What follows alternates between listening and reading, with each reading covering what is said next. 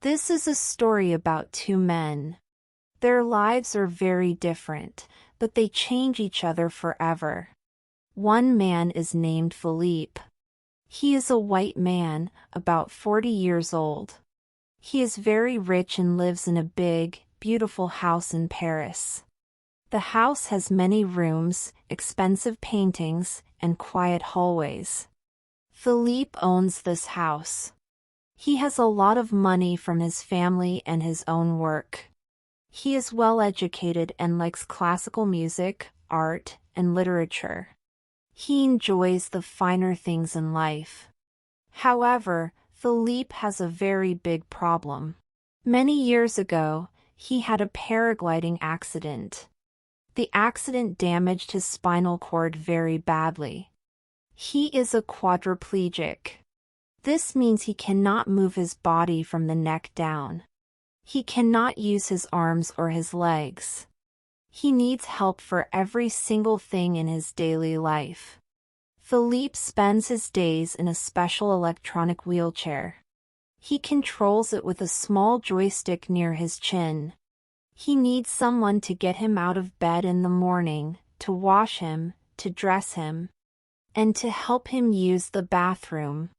Someone must feed him his meals and give him drinks. He also needs help with his medical needs, like special massages and exercises to keep his muscles from getting worse. Philippe can feel some things, but not much. He often feels physical pain in his body, but he cannot move to make it better. His mind is completely sharp and clear. He is intelligent and funny. But his body is like a prison. Because of his condition, he sometimes gets very sad and feels lonely, even when people are around him. The other man is named Driss. He is from Senegal, a country in West Africa. He is a black man in his late 20s. He is tall, strong, and full of energy.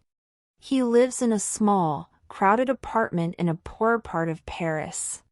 He lives with his large family, his mother, many brothers, sisters, and cousins. Life is not easy for them. They do not have much money. Driss does not have a steady job.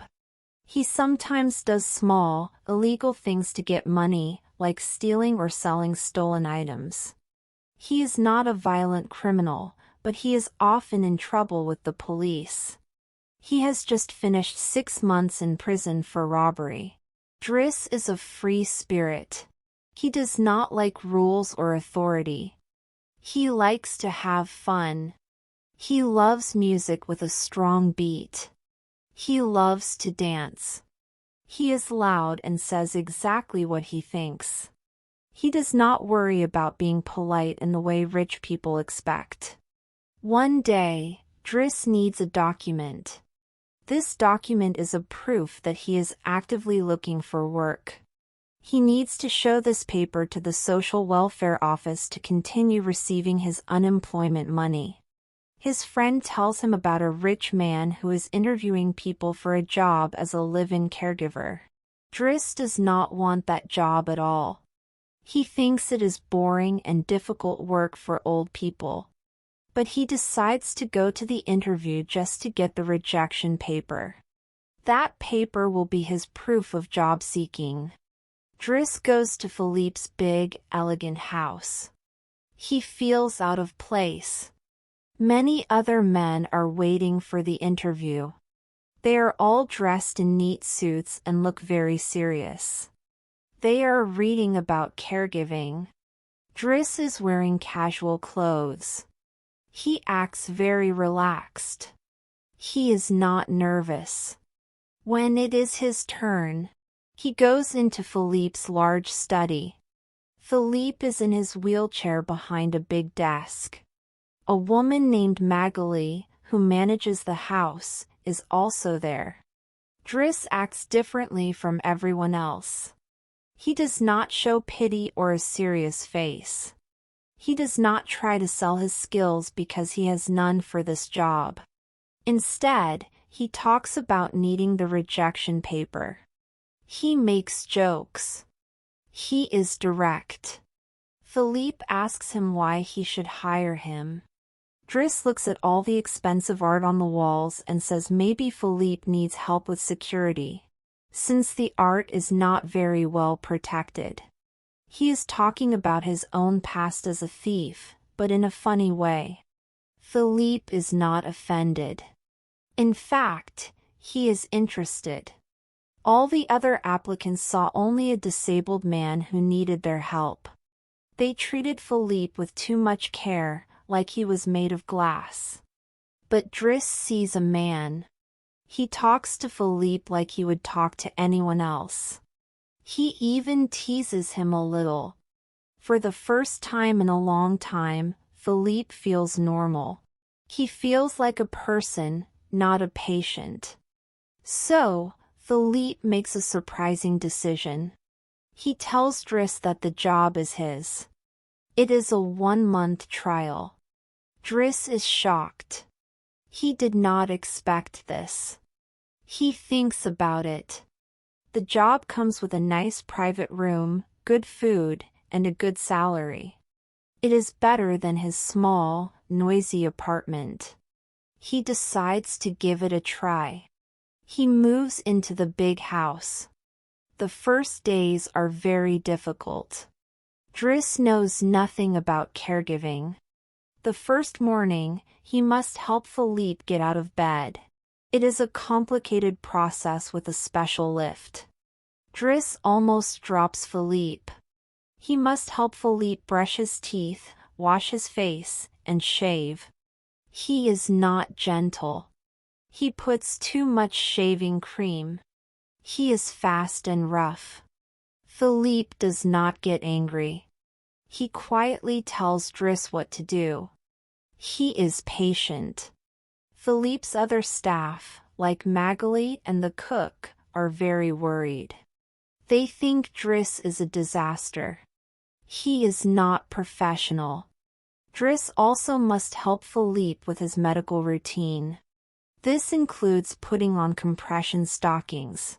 These are very tight stockings that help with blood circulation. Driss struggles with them. He does not know the technique. He pulls and pushes, which could hurt Philippe. Philippe guides him calmly. Another task is to put a catheter, a medical tube. Driss is very uncomfortable with this. He has never done such a thing. He tries to avoid it. But Philippe explains it is necessary. Slowly, very slowly, Driss learns. But Driss brings something new into Philippe's life, energy and fun. Philippe's life before was very orderly and quiet. It was like a museum. Everything happened on a strict schedule: medicine at 8 o'clock, breakfast at 8:30, physiotherapy at 10 o'clock. Driss breaks this routine. One morning, instead of starting the usual boring exercises, Driss sees that Philippe looks sad. He says, "Let's go for a walk." But his walk is not slow.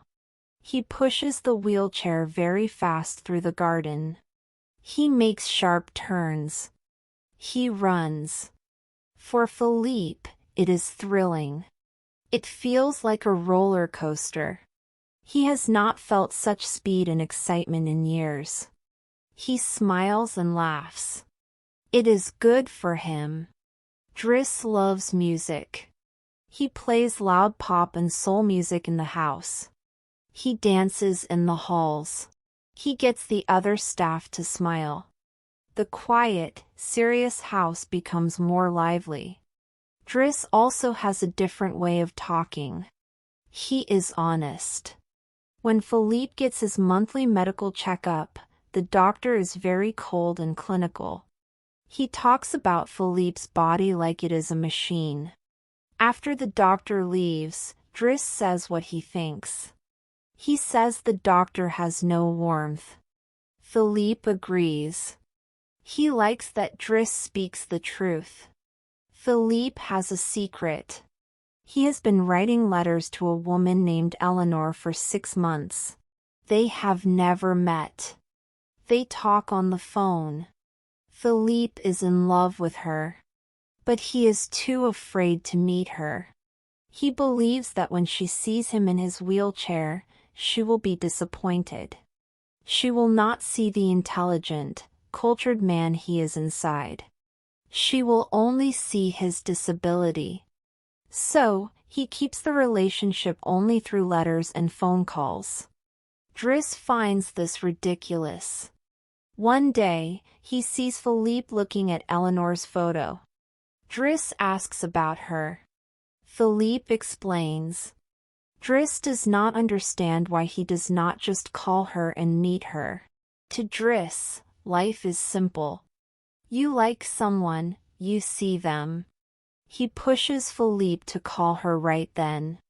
Philippe is nervous, but with Driss's encouragement, he does it. Talking to Eleanor with Driss in the room makes it less scary. Driss gives him confidence. Philippe also helps Driss discover his own talent. One day, Driss is bored. He starts to draw. He uses a pen and paper. He draws a funny picture of the house staff. Philippe sees the drawing. He is very impressed. The drawing is full of life and style.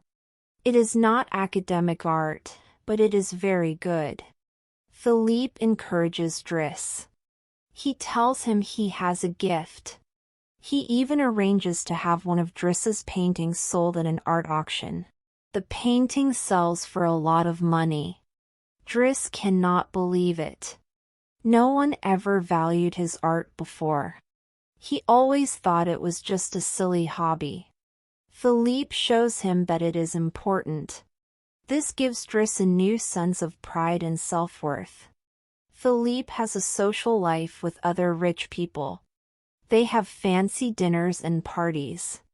Driss must accompany Philippe to these events. At first, it is a culture shock.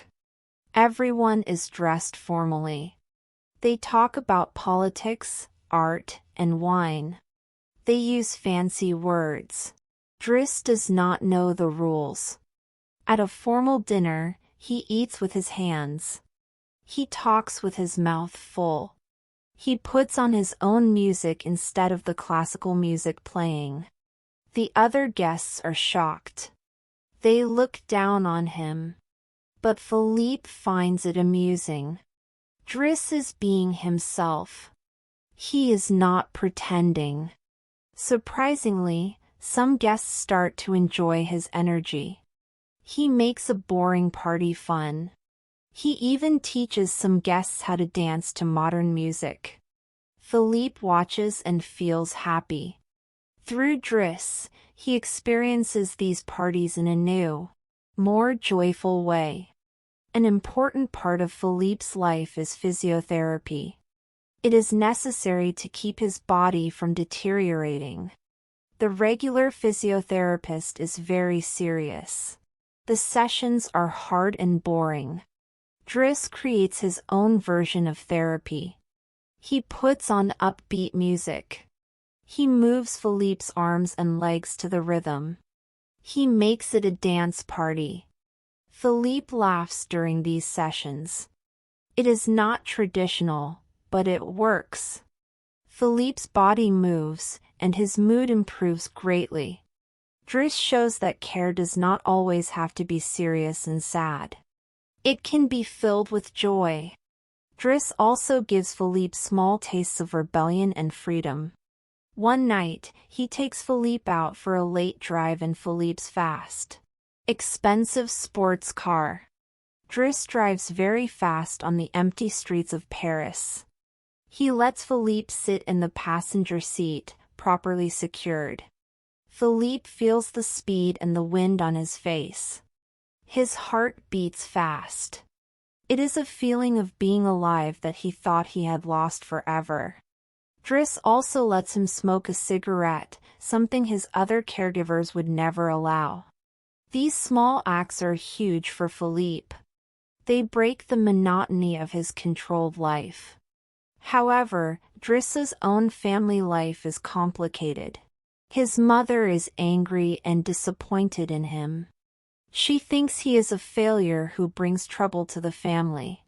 His younger brother, Adama, is starting to follow a bad path, getting involved with dangerous people. Driss feels responsible. He loves his family. One day, he learns that Adama is in serious trouble. Driss feels he must go home. He must be the strong one, the responsible older brother. This is a turning point for Driss. He is starting to enjoy his new life and his friendship with Philippe. He is learning to be responsible. Now, he must choose between his old world and his new one. Meanwhile, inspired by Driss's straightforward attitude, Philippe finally agrees to meet Eleanor. Driss helps him get ready, choosing his clothes and offering simple advice: just be yourself. The meeting happens in a cafe. Philippe is very nervous. But it goes well. Eleanor is kind and smart. She likes Philippe for his mind and his personality. Philippe realizes that his disability is a part of him, but it is not everything. Driss helped him see that he is still a man who can be loved. Then, the 1-month trial period ends. Driss has been doing a good job. Philippe is happy. But one afternoon, Magali gives Driss a white envelope. It is his salary for the month. Driss misunderstands. In his world, when you get your pay in an envelope like this, it often means the job is finished. He thinks Philippe is firing him. He feels hurt and angry. He does not ask for an explanation. He packs his things quickly. He does not say a proper goodbye to Philippe. He just leaves and goes back to his old neighborhood. Life in the big house changes completely after Driss leaves. Philippe hires a new caregiver. This man is highly qualified. He knows all the medical procedures perfectly. He is always on time. He is polite and efficient. But he is also very boring. He has no personality. He does everything by the book. He never smiles or jokes. He treats Philippe like a medical task, not a human being. The fun, the music, and the laughter disappear from the house. Philippe becomes quiet, sad, and depressed again. He misses his friend terribly. He realizes that Driss gave him much more than physical care. He gave him friendship, laughter, and a reason to enjoy life. Driss is also unhappy back home. He tries to find a normal job, like a delivery driver, but it is hard. He misses the respect and friendship he had with Philippe. He misses the feeling of being useful in a positive way. One day, he decides to visit Philippe. He goes to the big house. He sees Philippe sitting by the window, looking out with empty eyes. The new caregiver is reading a medical chart nearby. The atmosphere is heavy and sad. Driss does not say much. He simply tells Philippe he is taking him out. He helps Philippe into his car, ignoring the new caregiver's protests. He drives Philippe out of the city. They drive for a long time until they reach the sea. It is a beautiful, wide beach. Driss parks the car. He gets Philippe's wheelchair out. Then, he does something incredible. He carefully lifts Philippe out of the chair. He carries him in his strong arms. He walks across the sand to the edge of the water. The waves are gentle. Driss lets the cold sea water touch Philippe's feet. Philippe cannot feel the wetness or the cold in his feet, but he can see the blue water. He can hear the sound of the waves. He can feel the wind and smell the salt air. He feels completely free in that moment. It is a gift that only Driss could think of giving him. On the beach, they talk. They talk like true friends. They understand each other. Philippe explains the misunderstanding about the envelope. He never wanted Driss to leave. He wanted him to stay. Driss understands. He knows he belongs here, not just as a worker, but as a friend. Driss returns to Philippe's house as his primary caregiver. But their relationship is now deeper. They are partners. They trust each other completely. Driss continues to care for Philippe with his unique style, mixing professionalism with fun. Philippe continues to support Driss, helping him with his art and his life. The story ends showing that both men are better because of each other. Philippe is happier and more engaged with life. His relationship with Eleanor grows stronger. Driss becomes a more responsible and confident man. He is a positive role model for his younger brothers. He still visits his family, but he has found his own path. These two men, from two completely different worlds, one of wealth and physical limitation, one of poverty and boundless energy, formed an unbreakable friendship. They did not see color, class, or disability. They simply saw a friend.